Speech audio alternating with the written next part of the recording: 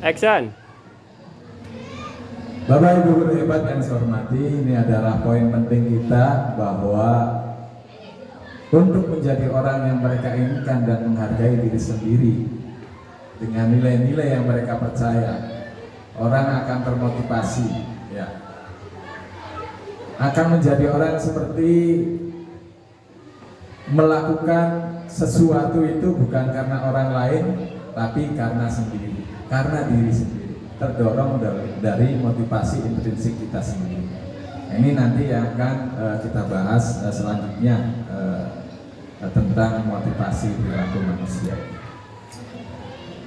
Bapak Ibu guru hebat yang saya hormati, perilaku manusia itu ada korelasinya dengan kebutuhan dasar manusia. Ya. Jadi perilaku manusia baik atau buruk semuanya mempunyai tujuan, yang mana tujuan itu didasari oleh kebutuhan dasar manusia. Apa saja kebutuhan dasar manusia itu? Yang pertama adalah bertahan hidup, seperti makanan, pakaian, tempat tinggal, keamanan, dan kesehatan. Kemudian kasih sayang dan rasa diterima. Yang ketiga penguasaan, yang kelima kebebasan, dan yang keenam kesenangan.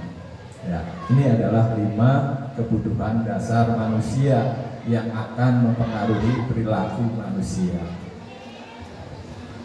Jadi ketika misalnya kita melihat anak-anak melanggar, contoh misalnya anak itu sering menyerobot makanan temannya, untuk mengambil langkah-langkah disiplin ini berarti kita harus tahu bahwa anak tersebut itu sedang memenuhi kebutuhan dasar apa? Makanan, bertahan itu. Nanti akan ada korelasinya untuk dalam rangka penanganan disiplin positif. Kemudian tadi teori motivasi, ya sepertinya sudah saya sampaikan tadi. Hukuman tadi saya sudah sampaikan. Kemudian konsekuensi, ya. Konsekuensi itu terencana, disepakati, ada dalam peraturan sekolah.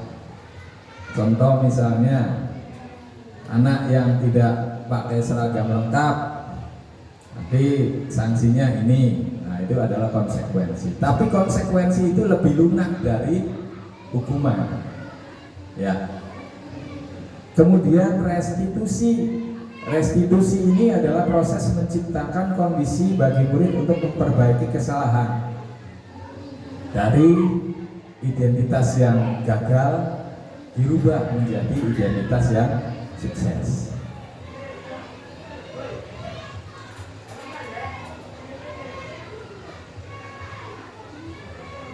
Ya. Kita lanjut kepada, kita tadi sudah tahu karena nanti akan ada korelasinya, bahwasanya tadi sudah saya jelaskan kebutuhan dasar manusia itu akan mempengaruhi perilaku manusia itu sendiri, baik ataupun buruk. Kita lanjut pada materi berikutnya, yaitu 5 posisi kontrol guru.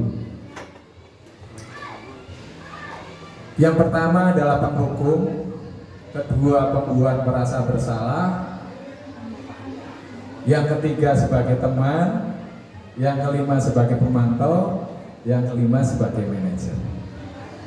Apa itu sebagai penghukum?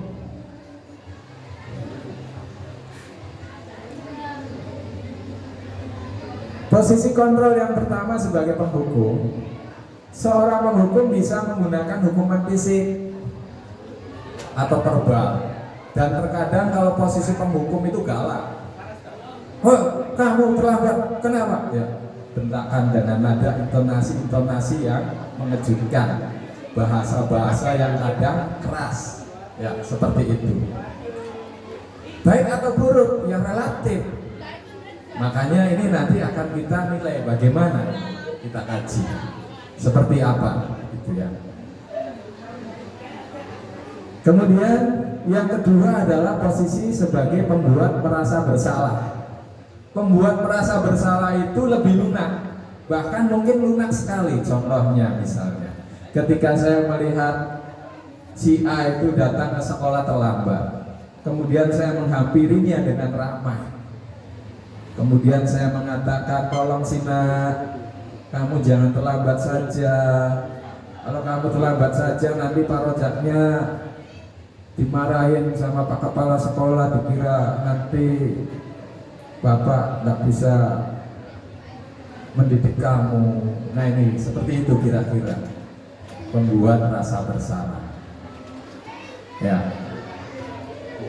Kemudian yang ketiga, posisi kontrol sebagai teman.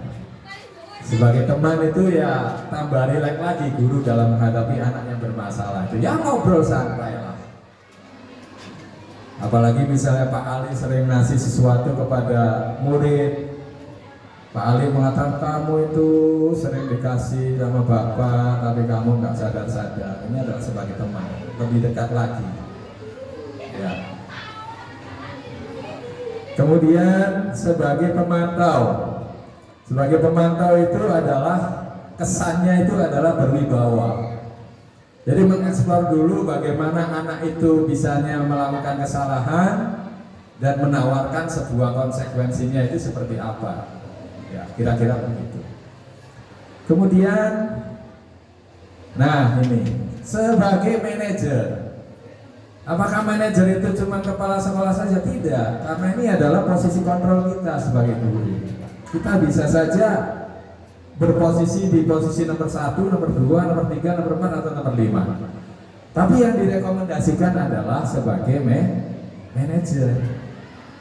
Bagaimana bisanya direkomendasikan? Karena manajer dalam posisi di mana guru berbuat sesuatu bersama dengan murid, mempersilahkan murid mempertanggungjawabkan perilakunya, mendukung murid agar dapat menemukan solusi atas permasalahan tersebut. Kalimat kuncinya adalah menemukan solusi dari diri sendiri. Ini nanti yang akan kita bahas dalam poin restitusi. Nah ini.